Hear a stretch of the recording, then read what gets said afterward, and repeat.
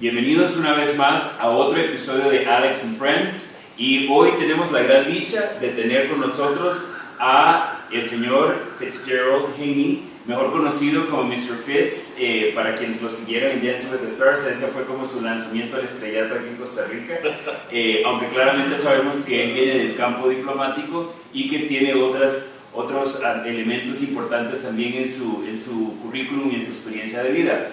Pero qué gusto tenerlo por acá, bienvenido. Gracias, Alex, gracias por la oportunidad. Sí, una de las cosas, tengo muchísimas cosas que quisiera que pudiéramos conversar el día de hoy, y sé que el trabajo que te trajo a Costa Rica por primera vez fue el de ser embajador. Fuiste el más reciente embajador de los Estados Unidos. De hecho, que la primera vez que me trajo a Costa Rica fue trabajando con Pepsi. Ok. Hace 20 años. Hace 20 años. Sí. Y luego entonces regresaste ya en un rol más diplomático. Sí.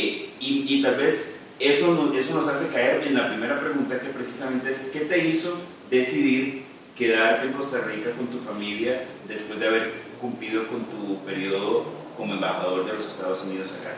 Bueno, yo creo que nosotros como familia nos sentimos muy a gusto aquí. Es que los chicos que nos han abierto su casa, sus corazones, y para mí lo más importante es que la familia esté feliz. Entonces, si los niños están felices en la escuela, que tienen sus amigos, mi esposa más o menos está feliz, me hacen vivir mucho más fácil. Entonces, cuando terminamos, siempre habíamos pensado en quedarnos un ratito de dos maneras para que los niños podrían seguir con la escuela, ¿no? Hasta junio. Y decidimos quedarnos después, y vamos a ver por cuánto tiempo, pero por ahora estamos aquí. Bueno, y de nuestra parte contentísimos de tenerlo por acá con nosotros.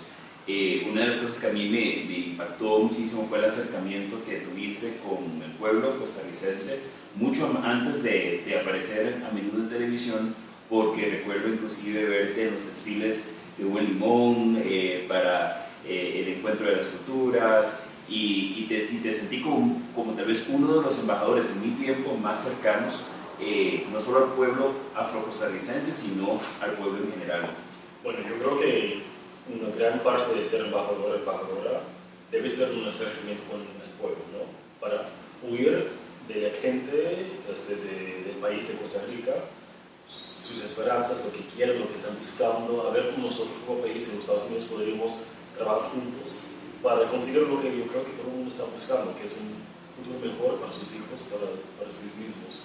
Entonces, obviamente, hay una parte muy oficial con el gobierno, con el presidente, el canciller, los ministros y todo. Y eso es una parte, eso es una visión de lo que está pasando en el país. Pero el otro, que es la gente que vive día a día en la calle. Entonces, para mí es muy importante, era muy importante tratar de escucharlos, ¿no? Para saber si lo que nosotros estamos haciendo, desde el punto de vista de los Estados Unidos, está llegando o no a donde nosotros queremos que llegue. Entonces, por eso es que sí.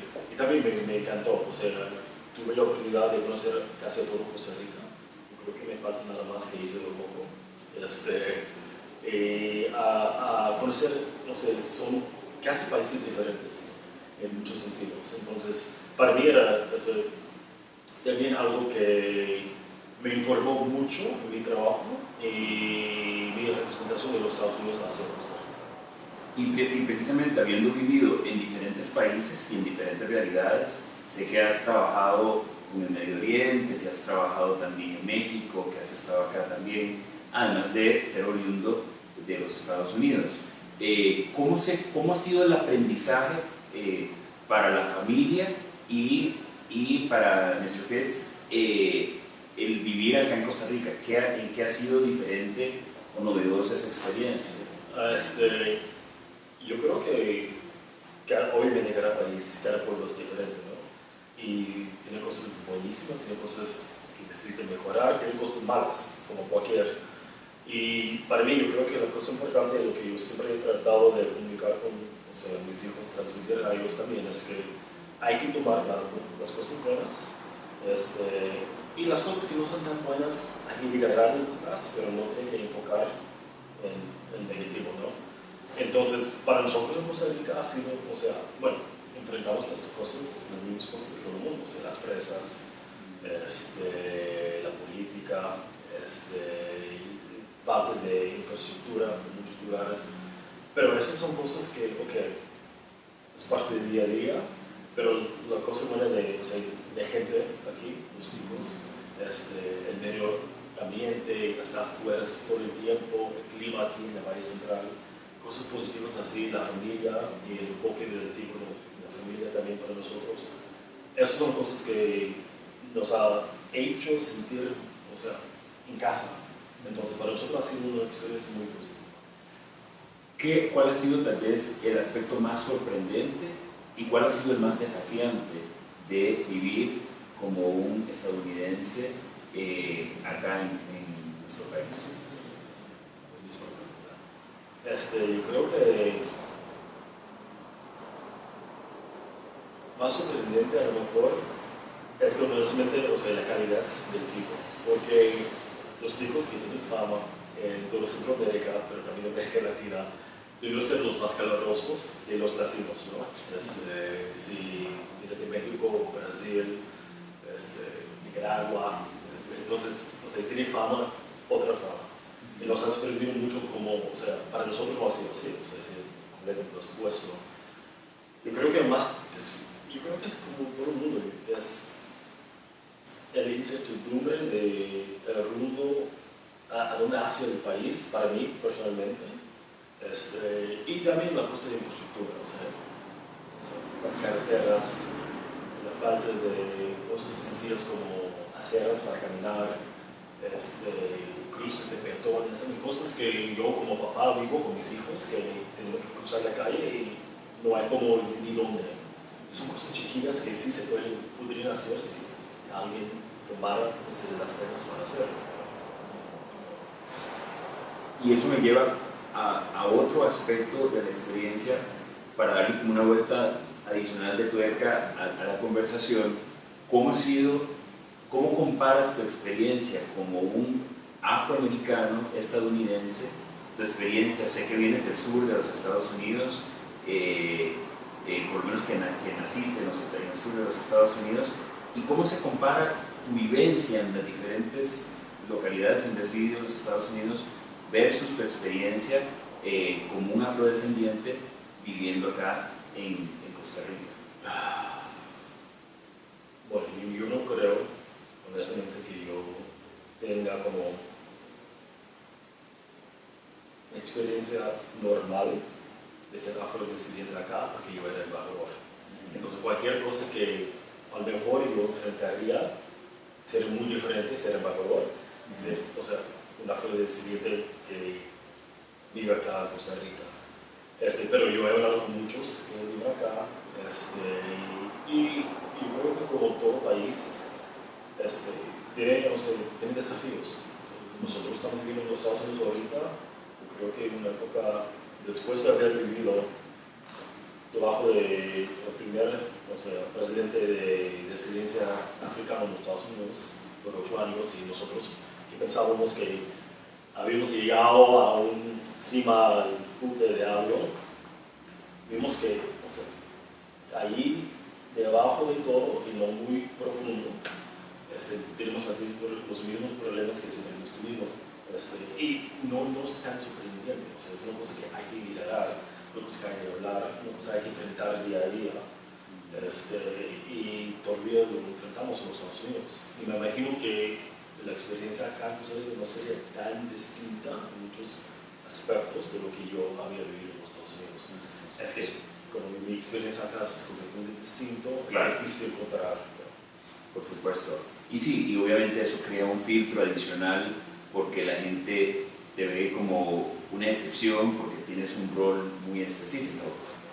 Aunque habrán experiencias, me imagino, en situaciones donde la gente no sabe, no te identifican como embajador, y de repente entonces puede ser que ahí salga un poco el verdadero sentir. Sí, yo creo que sí. A ver, sí, nosotros, bueno, lo que yo he visto acá en Costa Rica, como yo digo, en cualquier país, hay que tratar de, yo creo que hay gente que hay que tratar de conocer uno al otro, hay que tratar de respetar y ser un poco más interesado en lo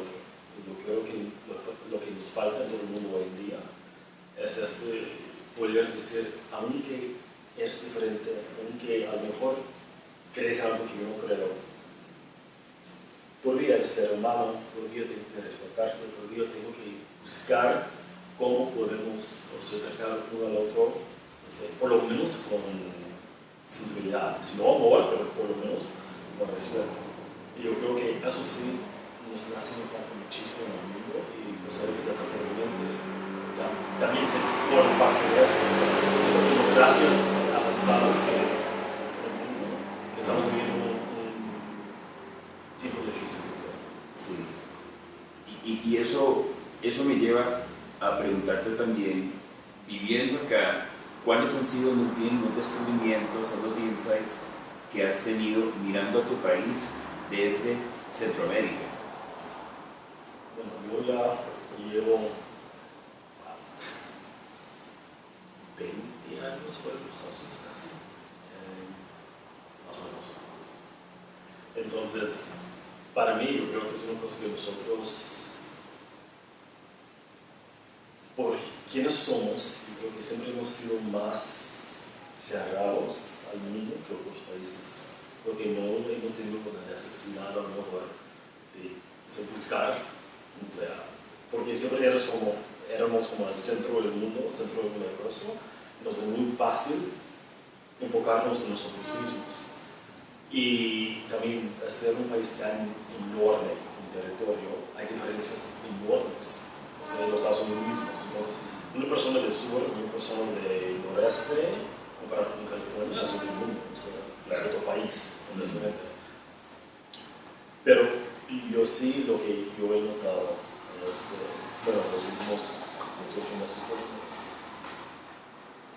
es que nosotros, o sea, tenemos un rol que hay que jugar en el mundo, y si no lo jugamos, no lo hacemos bien, perjudica a todo el mundo, no solo a los Estados Unidos. El hecho de que nosotros estamos enfocados en America First, que siempre hemos sido, o sea, no solo, es que yo digo a todo el mundo, como el diplomático de los Estados Unidos, mi deber era representar lo mejor para los Estados Unidos.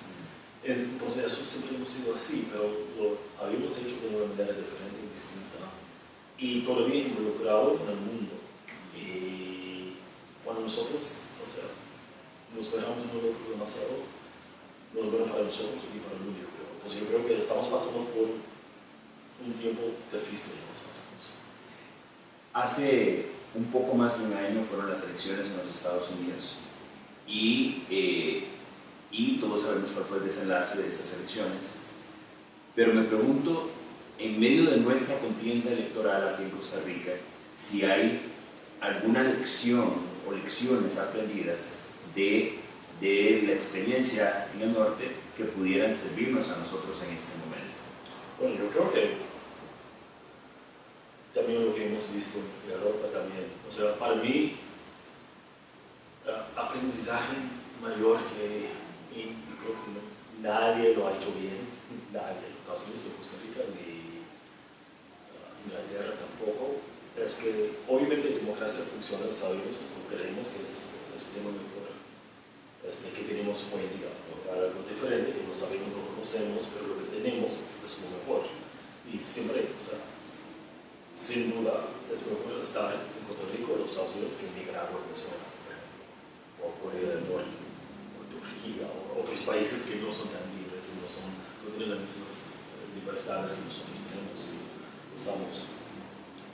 Pero también en democracia hay responsabilidad, y yo creo que los gobiernos, tanto en los Estados Unidos que en Inglaterra, y también aquí en Costa Rica, no han hecho su labor bien en cuanto a tratar de mejorar todas las vidas de todo el pueblo.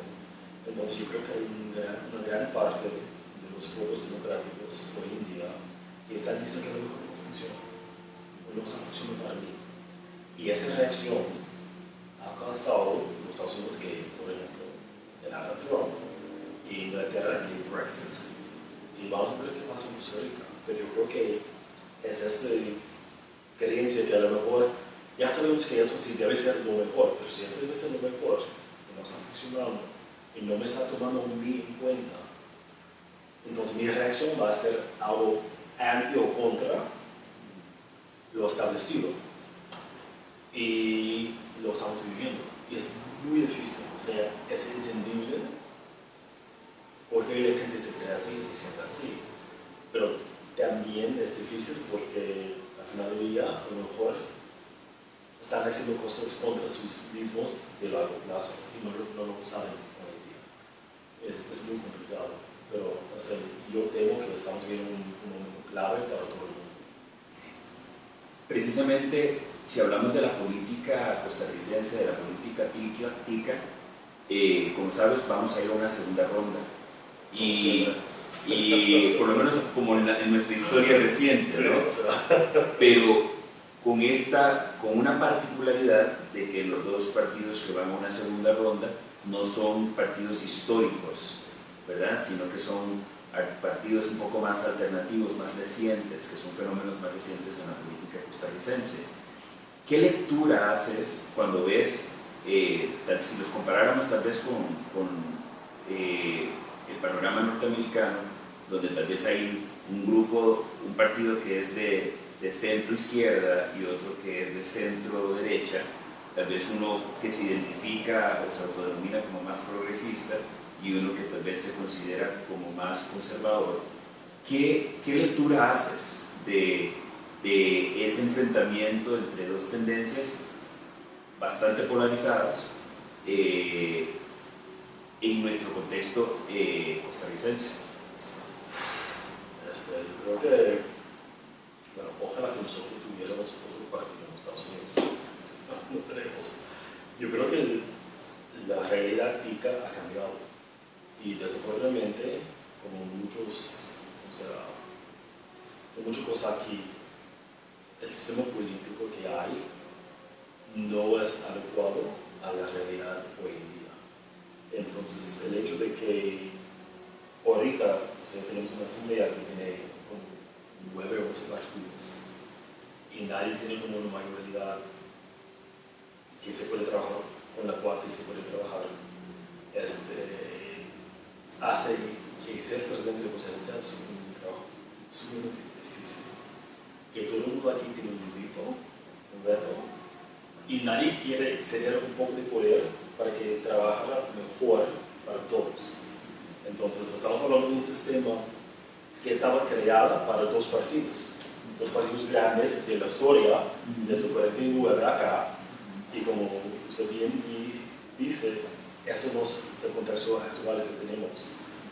Y lo que me preocupa es que, como los Estados Unidos también, y como en Inglaterra también, cuando el pueblo se enfoca en, a lo mejor, cosas más culturales, cosas más sociales, cuando están notando, en vez de pensar en el panorama más amplio que hay, que pensar en cómo a dónde vamos como país, a dónde van como país, cómo lo van a enfrentar los desafíos que vienen, que ya sabemos, que todo el mundo sabe que vienen.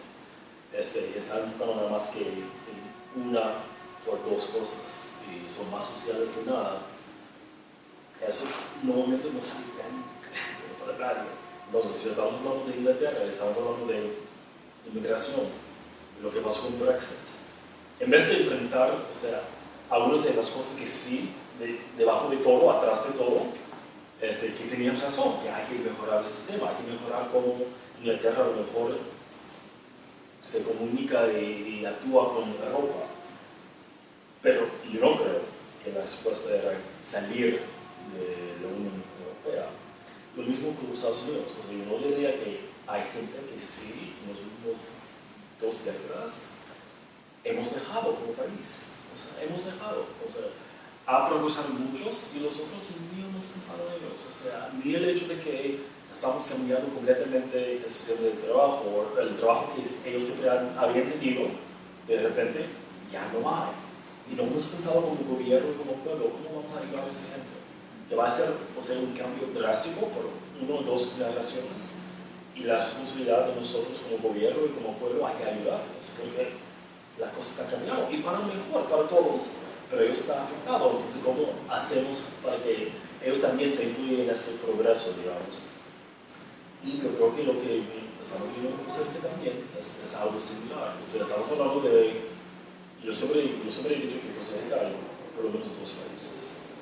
Hay un país que es el Valle Central, que tiene que ser más progresista, tiene que ser más, o sea, los trabajos que están enfocados mucho más en tecnología, mucho más en zonas francas, o sea, están hablando trabajando con compañías internacionales, norteamericanas, y tiene un nivel de vivencia bastante bien, la mayoría de la gente, y hay un país de periférico, ¿no? O sea, hay un país de las provincias, estamos hablando de Limón, estamos hablando de Guanacaste, Punta Arenas, donde la gente día a día sí está, también aquí obviamente en el Valle Central, pero no tanto como en las provincias, que la gente está, o sea, peleando día a día para comer.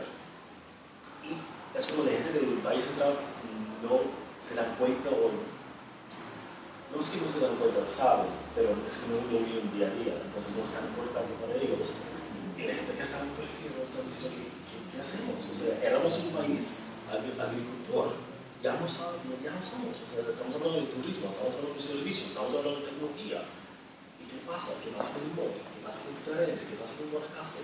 ¿Cómo nosotros en las provincias podemos también ser parte de este gran motor? Y es difícil. Y lo mismo que pasa en los Estados Unidos es difícil. Estamos hablando de Pennsylvania, o sea, Ohio, de Michigan, de Wisconsin.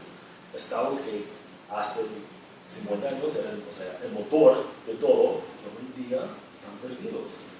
Y como países y como sociedades, nosotros, ¿qué podemos hacer para incluirles, para ayudarles, para escucharles, para que sí formen parte de todo? Entonces yo creo que lo que estamos viendo en Costa Rica es ¿cómo se dice en español? Dichotomy. Esta dicotomía Entre, mismo los Estados Unidos, o sea, son casi dos países distintos. Y yo creo que los dos candidatos que ya se van para la segunda ronda captan muy bien ese sentido de diferencias entre los dos. Y la única cosa, y yo ya llevo años diciendo eso aquí en Costa Rica, la única manera que ese país va adelante en los próximos 4 años es que tiene que trabajar juntos. O sea, hay que formar coaliciones entre los partidos, hay que hacer un gobierno nacional, o sea, un gobierno militar, algo. Porque el sistema que hay en la Asamblea, el sistema que hay en las Cortes, el sistema que hay en el Ejecutivo acá, no funciona. Ya no funciona. Y el país necesita que alguien sí, o sea, como país, que determinen las cosas importantes y todo el mundo va a tener que sacrificar. Todos. No hay nadie que va a salir de eso de todo. Pero hasta que llegamos al momento de crisis, nadie quiere, o sea, aportar su parte, su grano de arena acá, hay que hacerlo. Si tuvieras a los dos precandidatos, o a los dos candidatos, mejor dicho, presidenciales acá, al frente, por un instante, ¿qué les dirías desde tu perspectiva como un observador que tiene la visión externa e interna a la vez? ¿Cuál sería tu recomendación o tu consejo para estas dos personas que se están valientemente ofreciendo a asumir una tarea en una coyuntura política e histórica difícil y muy particular? ¿Cuál sería tu consejo para ellos? Primero hay que pensar que tiene que ser presente para todos. O sea, entonces tiene que pensar en cómo, no en dividir el pueblo para ganar, sino en cómo pueden mejorar de una manera mejor representar todo el pueblo de Costa Rica. Porque lo que hemos vivido en los Estados Unidos es que no es que tenemos un presidente, es un presidente para un tercio del país.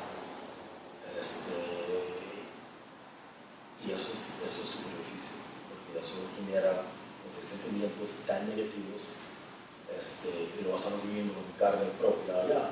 Hay que trabajar juntos para mejorar el país. Eso sería el primero, porque de dividir, yo sé que a lo mejor sí es bueno para ganar. Si yo quiero ser presidente, yo tengo un camino para ganar y yo sé que si yo divido el pueblo en 2 o 3, yo voy adelante, funciona, pero después el precio que uno paga es demasiado para el país. El segundo es que desde el día 1 hay que decir las cosas difíciles, pero de verdad.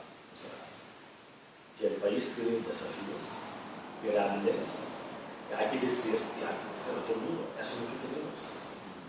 Y eso sin maquillar la realidad.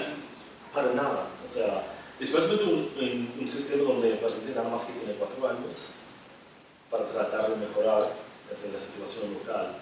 Y quiere decir que tiene un año y medio. O sea, todo el mundo llega en mayo, 1 de mayo, todo el mundo está nuevo. O sea, a lo mejor algunos diputados que eran diputados antes y ya después de 8 años han regresado y casados con otro.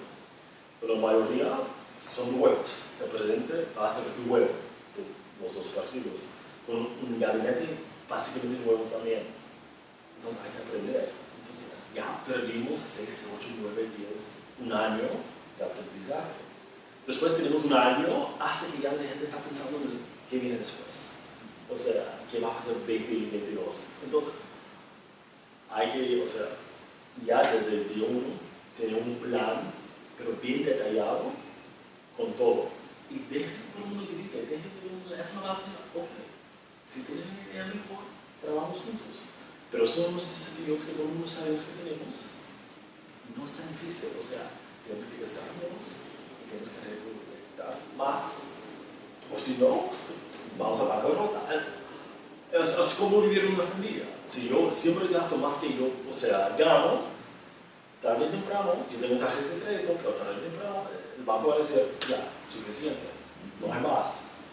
Es lo mismo. Hay que pensar en el futuro, qué tipo de país quiere, o sea, qué va a hacer, cómo que pueden dar oportunidad a la juventud aquí en Costa Rica, que quiere trabajar, que quiere oportunidades.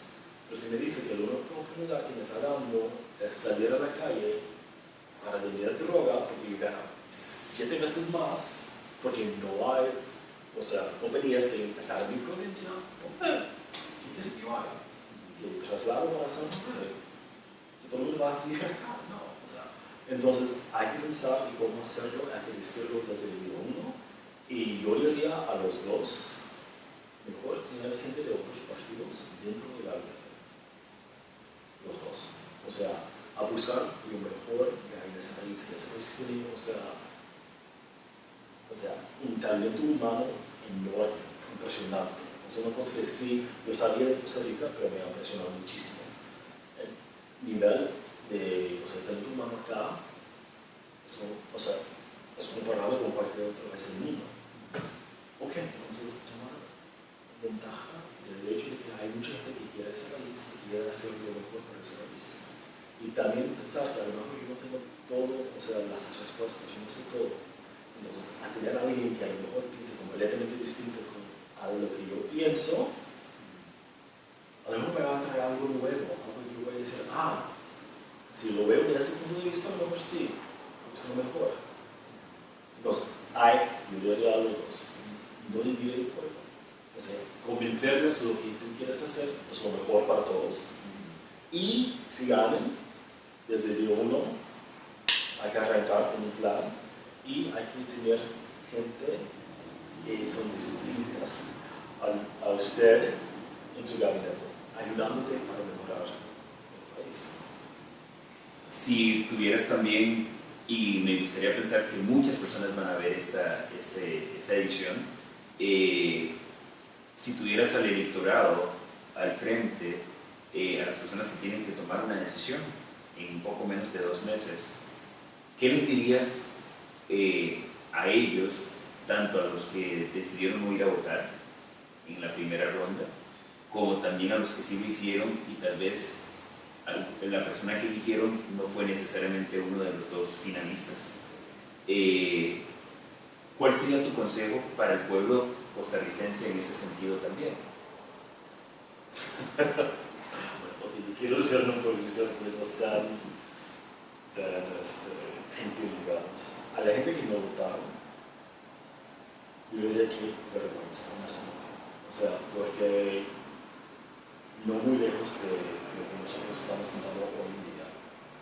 Si hablamos en Nicaragua, si hablamos en Venezuela, hay gente que literalmente está muriendo para el derecho de votar, el derecho de poder escoger su propio mandatario. Y el hecho de que un tercio del electorado acá en Costa Rica, lo mismo pasa en Estados Unidos también, deciden, a lo mejor no vale la pena, no puedo, es que no quiero, es que, qué pereza, que tengo que hacer fila. Yo no tengo mucha paciencia para esa gente, honestamente no tengo, porque es una cosa que yo he visto gente de mi familia en los Estados Unidos pelear por muchos años por el derecho de poder votar y que el voto cuenta, y acá en Costa Rica también. Entonces hay que hacerlo. Y si no hay nadie que te convence mucho, entonces hay que formar parte del sistema, hay que decir, ok, ¿cómo yo voy a hacerles pensar un poco diferente, o por lo menos tener que mi voz sí sea representada? Pero yo diría, hay que votar. O sea, ya tenemos dos, hay dos candidatos. A lo mejor ni el uno ni el otro te apetece para nada. Okay.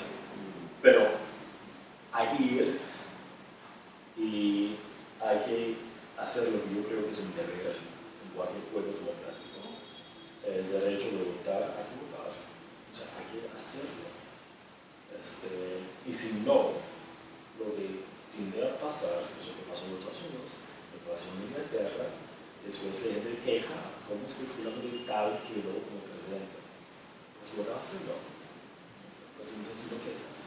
Los próximos 4 años, aguántate. Yo diría, no quiero decir nada de quejas, porque no hiciste nada para ayudar. O sea, no ejerciste tu derecho y tu deber.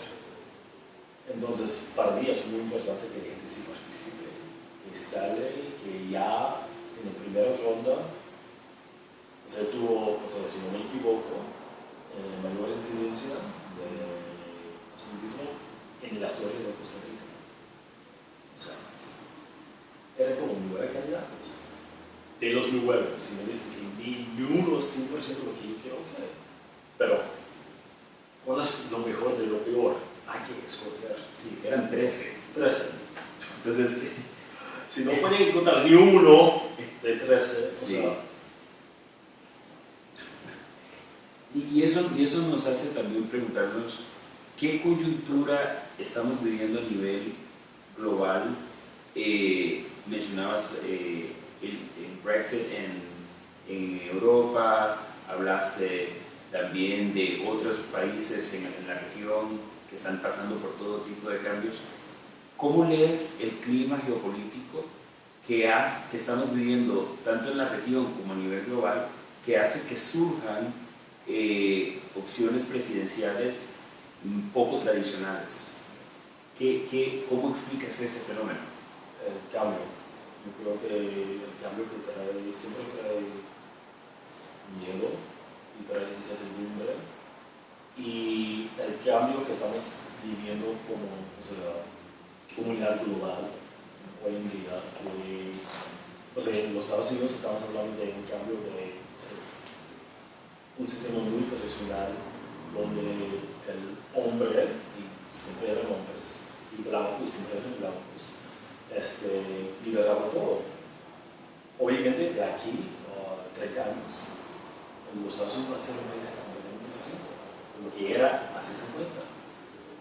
Y ese tipo de cambio, que es un cambio bastante fuerte, trae mucho miedo, porque si yo soy parte de lo que era tradicionalmente los que lideraban el país, y no importaba que yo no liderara nada, pero si yo formaba parte de ese conjunto, Como ese establishment. sí, entonces, a ver que ese establishment ya está cambiando y no parece a mí para nada, me trae mucho incertidumbre y mucho miedo. Entonces, si alguien me está diciendo que lo que yo ofrezco a todo el mundo o por lo menos a los que tienen más miedo, que están más, o sea, entusiasmados ahorita para votar, es que te voy a proteger, yo voy a mantener lo que ustedes tenían, pues claro, yo voy a votar. Y lo vimos en Inglaterra, lo vimos en los Estados Unidos, casi en Francia, o sea, se llama Hungaria, Polonia, o sea, en muchos lugares del mundo. Y yo creo que aquí en Costa Rica también. O sea, yo siempre he dicho que Costa Rica está a nivel embajador, pero, o sea, ¿en qué fase? Yo creo que Costa Rica está entrando en fase 3 de su historia reciente. Que fase 1, que fue hace 48, de 49 hace como 5 años atrás, y hoy en día. Y el país tiene que decidir qué quiere. Y es un cambio brusco, es un cambio de los fundamentos sociales, culturales, de iglesia, estado laico, estamos hablando de economía, o sea, un país que era agricultor, de pequeños agricultores, no como el resto de América Latina. Yo creo que eso fue parte del éxito de Costa Rica, que siempre era diferente. No tenía, o sea, grandes granjas de caudillos y todo, porque era todo el mundo que estaba trabajando su tierra. Pero eso ya está cambiando, o sea, no es un país agrícola. Y ese cambio, ¿cómo lo van a enfrentar? ¿Qué quieren ser? Y ese estado o sea, un país donde la mayoría de la gente que está en la uni dicen que quieren trabajar para el gobierno, es un problema. Aquí en Costa Rica, con las encuestas que hacen en la UCR y en otras universidades, la mayoría de la gente todavía dicen que quieren trabajar para el gobierno. Si preguntaras en los Estados Unidos, en China, en Inglaterra, en Israel, casi cualquier otro país, jamás se le diga que quiere trabajar para el gobierno. Aquí está visto como, bueno, seguro, buen sueldo, buenísima pensión y un futuro, seguro. Entonces, claro, quiero hacerlo. Pero el pueblo no puede soportar ya el costo de tener, o sea, un Estado tan grande. Pero, ¿qué quiere decir? Porque eso quiere decir que las cosas que se han hecho en los estudios distintos, y para mí, distinto de una manera buena, educación, salud, o sea, redes sociales en cuanto a ayudando a la gente que se necesita, eso cuesta mucho dinero, no es gratis.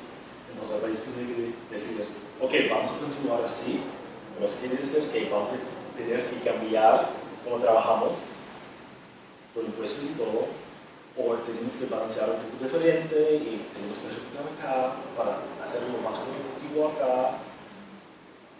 Esas son preguntas claves y grandes. Y eso para mí son las preguntas que van a decir qué tipo de país va a ser Costa Rica en fase 3. Y por eso es que esa acción es tan importante para mí, porque ya todo el mundo lo hemos visto bien, o sea, ya está llegando. Como un amigo mío, chico, o sea, somos amigos ya 20 años, y me dijo, ya vas a ver cuando llegas a Costa Rica, porque ya él vive en Washington. Nosotros como tipos ya sabemos lo que tenemos que hacer. La única pregunta que hay que hacer es cuán cerca es el tren. Si está enfrente, si llamo, o está un poco más lejos. Si está un poco más lejos, no hacemos nada. Si está aquí y hay que hacer algo, lo hacemos. Como país, lo hacemos. Pero hasta que llegue ese momento, está bien. Enfrentamos el año que viene. Pero ya llegó. O sea, no hay otro año que viene. O sea, ya está aquí. Lo que describe suena mucho como una crisis de la mediana edad, ¿verdad? Cuando una persona tiene que tal vez hacer una evaluación de estoy donde me imaginaba estar a esta edad, cuando llegamos como a los 40 y decimos, ok, ¿cómo quiero yo que sean mis próximos 40? ¿Quiero que sean un reprise de los primeros 40 o quiero que sean diferentes? Y si quiero que sean diferentes, ¿qué tengo que hacer para que sean diferentes? Entonces, pareciera que es un poco lo que intentamos, ¿no? Como país. Eso me lleva también a preguntar, a propósito de estas figuras no tradicionales, yo no sé si te identificas personalmente como una persona de fe. Sí. Y hay un debate, ¿no?, entre si debe mezclarse o no la fe y la política. Inclusive he escuchado en algunos círculos que dicen que el tema de los principios y los valores y todo deben quedar un poco de lado y debemos enfocarnos en lo puramente político. ¿Estás de acuerdo en esa división? ¿Te parece real? ¿O qué opinas al respecto? Entonces, bueno, sí, yo me considero un hombre de fe y de fe bastante fuerte, pero también yo vengo de un país que fue creado para separar fe con política. O sea, eso fue los fundamentos de los Estados Unidos. Por eso se fundaron el país, porque querían, o sea, ejercer su derecho o de tener la fe que querían. Entonces, para mí, personalmente, yo siempre creo que es mejor tener el Estado y la fe separada. Y eso siendo una persona de fe, porque tenemos fe diferentes, o sea, yo soy judío, entonces como yo practico y como yo relaciono con mi Dios, a lo mejor es un poco diferente como tú lo haces. Entonces, ¿qué derecho que tengo yo para poner lo que yo creo en ti o en otra persona? Que sea, o sea, protestante, mormón, islámico, lo que sea, católico. Entonces, yo creo que o sea, estamos en un camino bastante difícil cuando estamos mezclando lo político con la fe. Pero también, yo no creo que una persona, si es una persona que se considera como una persona de fe, puede separar los principios que uno tiene en esta fe de cómo yo voto. O sea, y es imposible como seres humanos, si somos uno. Entonces, una parte que sí sea muy racional, una parte que sí sea político, una parte que también sea muy espiritual, o que sea muy de fe, lo que sea, pero se convive con una persona sola. Entonces, cuando yo voto, cuando yo hago, o sea, mi derecho, mi deber como ciudadano, claro, yo tomo en cuenta mi fe. Y, o sea, tiene una parte importante en cómo yo voto, y con quién yo, para quién o por qué yo voto y para quién.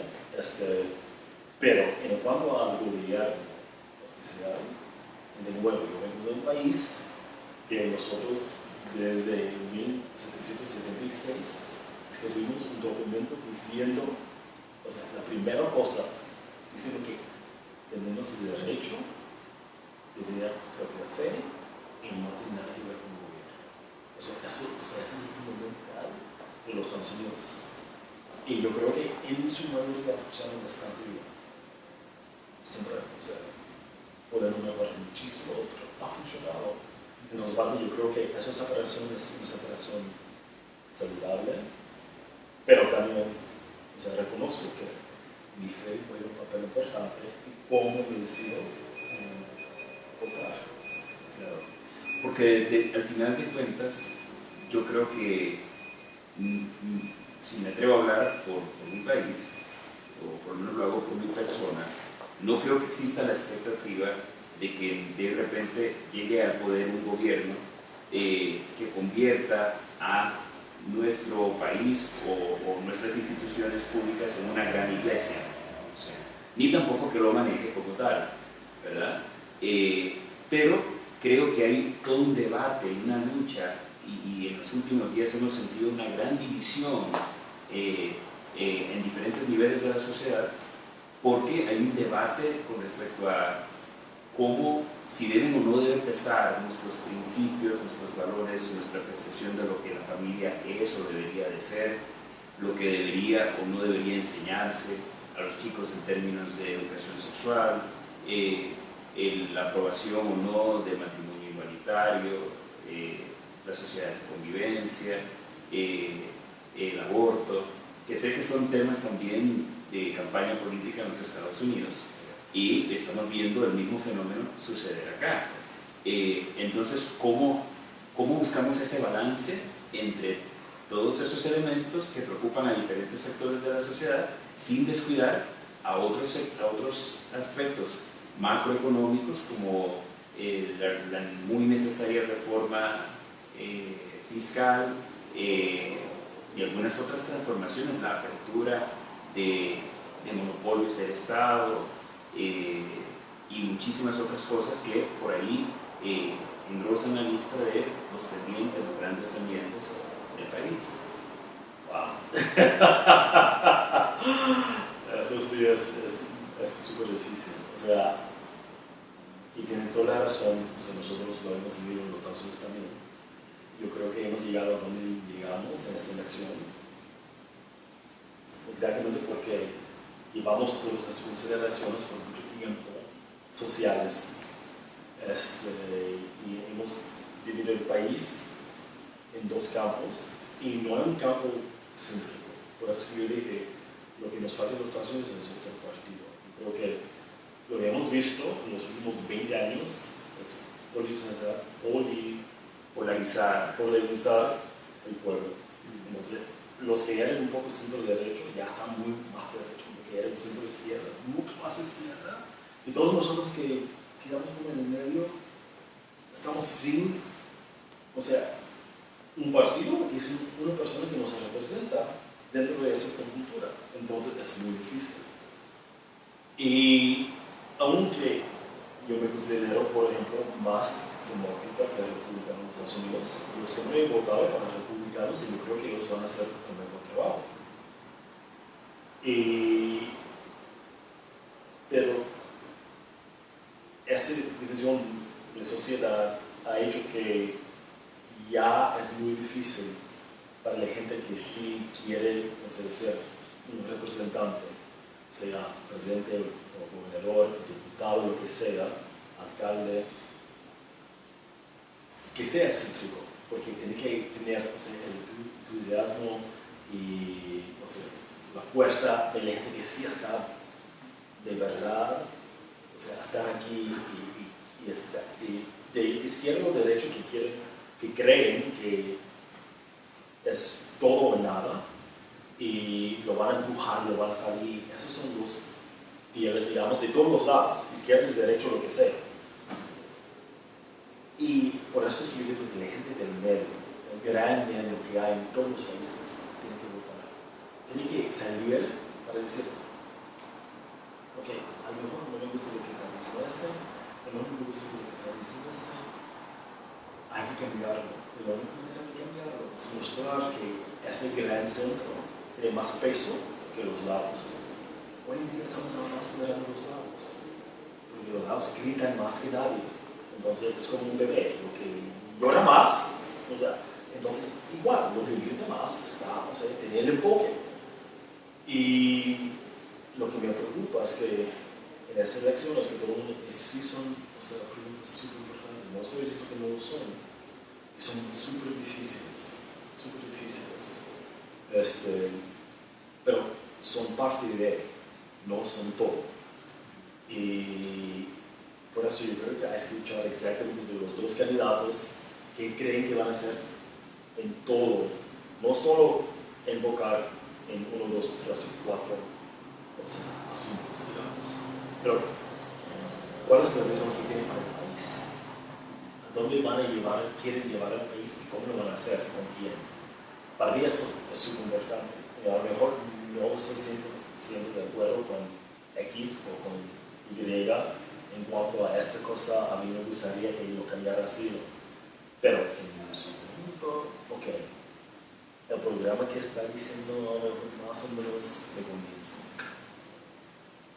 Y es así, o sea, es perfecto, no, ¿qué es? O sea, no, ¿desde quién? ¿Desde Figueres? O sea, nunca, ¿desde cuánto tiempo aquí en Costa Rica que hay un presidente que todo el mundo dice, sí? O sea, muchos años, y no estamos viendo en esos tiempos ya. Y de nuevo, no es fácil, o sea, para algunos de vida o muerte son muy importantes, y no estoy diciendo que no son, y para mí son importantes también, pero hay que pensar cómo que vamos a llegar a qué tipo de sociedad tenemos. Y de nuevo, para mí, personalmente, y solo nada más que mi persona, pero es mucho más importante decir A lo mejor, de nuevo, no pareces a mí, no crees como yo creo, no eres como yo soy, pero te respeto, yo veo la humanidad que tienes. Yo creo que honestamente eres mi hermano, mi hermana, y como cualquier familia, siempre va a ser broncas, lo que está bien, pero cómo lo solucionamos juntos. Y si pensamos así, vamos a ser ricos. Si pensamos que esa persona, ese tipo, ya empezamos a ganar. Y si todo el mundo remando en la misma dirección, no vamos a ganar. No va a funcionar. Tal vez un par de preguntas para ir cerrando.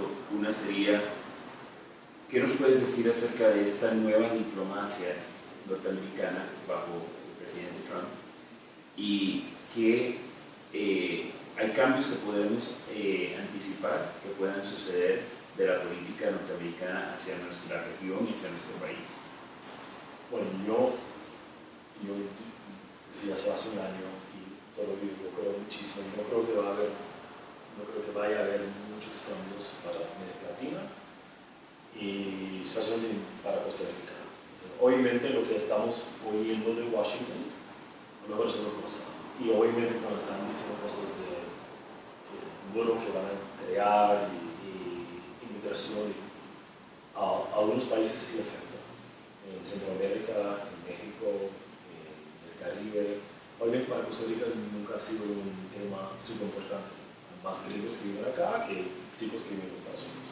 Entonces nunca ha sido una cosa que es, para los Estados Unidos por lo menos, principal de la relación entre los Estados Unidos y Costa Rica.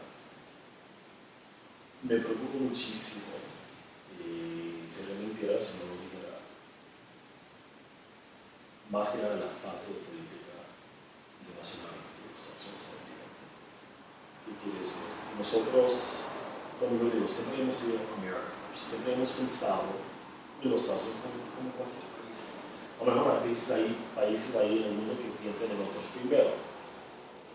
Ojalá que todos estuviéramos así, pero nosotros los Estados Unidos casi nunca hemos así. Pero siempre hemos estado involucrados, siempre hemos estado presentes en la mesa. Hoy en día no estamos presentes. Y eso, yo creo que efectos negativos en muchos sentidos, en muchos lugares del mundo. Y no solo para ahorita, pero yo temo, estamos hablando de los próximos 10, 20 años, porque los cambios son fuertes. Y si nosotros no estamos en la mesa, algunos que sí van a estar, y feliz.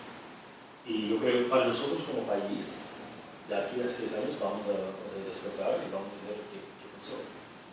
No estamos en la mesa. ¿Cuándo hicieron eso? Bueno, cuando nosotros estamos enfocados nada más en nosotros mismos, el mundo sigue generando. No van a parar, porque ustedes dicen lo que quieren hacer, cuando sean grandes, y después nosotros esperamos aquí, nosotros no hacemos nada y esperamos. La verdad, no será. Y nosotros tampoco lo haríamos. Entonces me preocupa muchísimo que nosotros estamos trabajando en nuestra lugar en la mesa vacía. Y también el mensaje que en los Estados Unidos siempre ha sido tanto realidad que concepto. Y ya cuando el concepto no está tan fuerte, debe preocupar a todo el mundo. Porque obviamente hay otras democracias grandes en el mundo, sin duda. Pero de ese romanticismo que hay en el simbolismo de qué es los Estados Unidos, no hay otro país, no hay. Entonces el hecho de que Silberto está haciendo un buen trabajo en Alemania, están tratando de mantener todo el mundo girando de una manera, ok, pero no, ese presidente o el presidente, ojalá de los Estados Unidos, que tiene el peso. Entonces me preocupa muchísimo. Y honestamente es una parte de política internacional más que nada. No es que estamos haciendo cosas mal, no estamos haciendo nada. No estamos ahí diciendo, esos son los principios que tenemos. Por eso es que es importante. Esas son estrategias donde nosotros como país queremos que vamos a poder llegar a esos principios. Ya ni los principios estamos mencionando. Entonces, eso sí me preocupa muchísimo. quiero que tal vez cerremos esta entrevista con, si tuvieras que decir como ex embajador, como alguien que yo creo que ya es tico de corazón en parte, porque has decidido que este sea el lugar donde viva tu familia y tus hijos por un tiempo más, ¿cuál sería el mensaje final que querrías darle al pueblo de Costa Rica como un mensaje de tu corazón al de ellos en este momento histórico de nuestro país?